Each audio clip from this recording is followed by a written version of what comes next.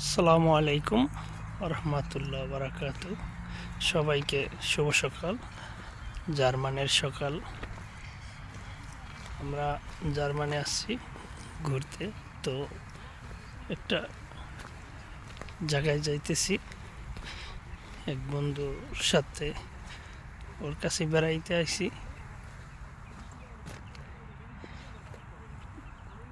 মনে হয় যে নিজের জন্মভূমিতে আছি, কারণ নিজের জন্মভূমি তো এরকম সবুজে ঘেরা। আমার কাছে খুব ভালো লাগে জায়গাটা,